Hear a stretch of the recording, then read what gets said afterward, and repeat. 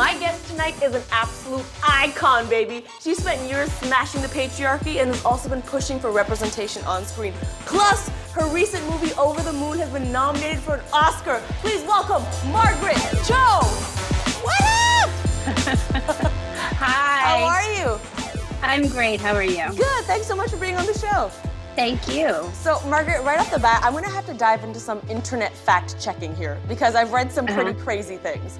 The first one being, is it actually true that Mark Ruffalo, aka like A-list celebrity Mark Ruffalo, back in the day helped you assemble an antique bed? I don't even know how to go about the sentence. Is that true? Yeah, it's true. Mark Ruffalo, before he was beloved A-list actor, used to be the delivery guy for an antique store on Melrose.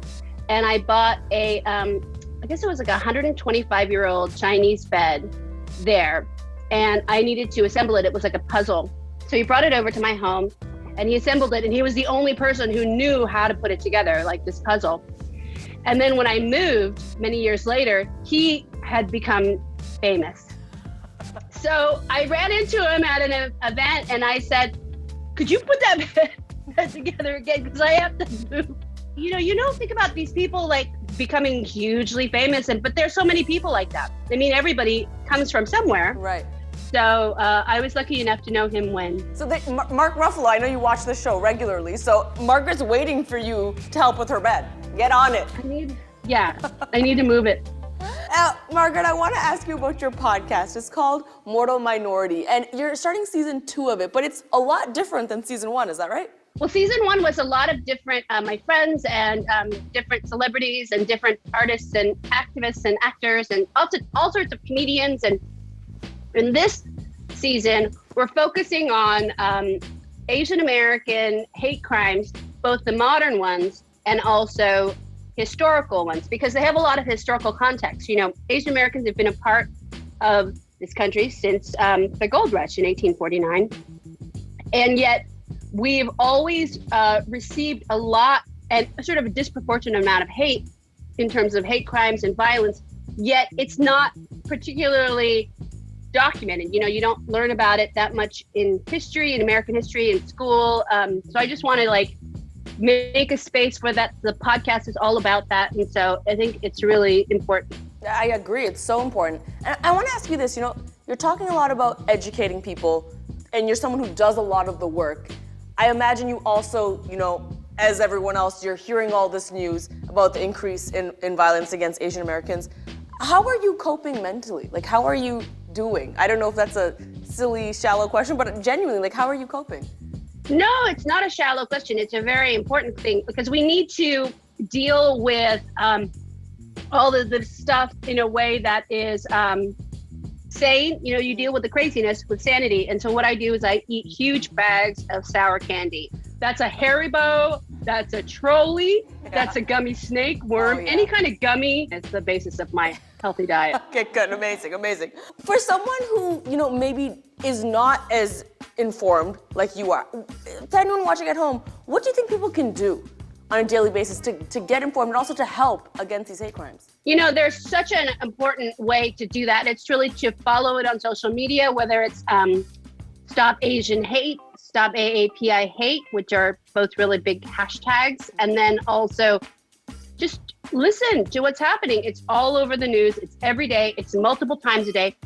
And also to understand that these events are hate crimes, whether it's the Asian women being killed in Atlanta, whether it's, these Asian women being attacked in the street. It's usually women too. It's usually older women. Mm-hmm. So, I'm nervous about it because this is my identity. These are my people, my real, everything about the people that are being attacked is who I am. They're all my age group. They're all Asian. They're all Asian American. And it's really troubling. Right, no, absolutely.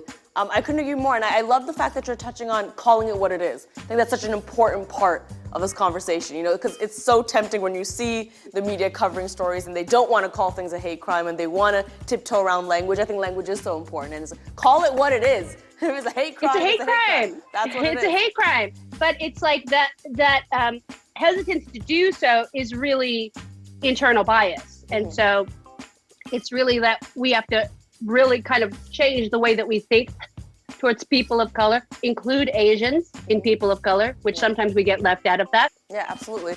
Let's talk about the same subject. Let's look at it through a Hollywood lens for a second, because you go down in history as being the first person to have an all Asian American show back in the day. And then 21 years later, Fresh Off the Boat happened. So it took 21 years for it to happen again, and Fresh Off the Boat was on the second show. Do you think Hollywood is trending in the right direction? Do you think it's evolving well? Are you satisfied with the pace? Like, what are your views and thoughts about Asian American representation in Hollywood?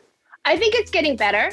I think it's definitely getting more complete, that you're seeing more of a picture of who Asian Americans are in movies and TV. There's a lot. So I'm hoping that there will be more, but it's just beginning. You know, in 1994, we thought, oh, we're going to have Asian Americans in TV and movies because we had My TV Show and the Joy Luck Club, and everybody was reading Amy Tan. You know, there was a lot happening in terms of Asian American culture, and then it was gone.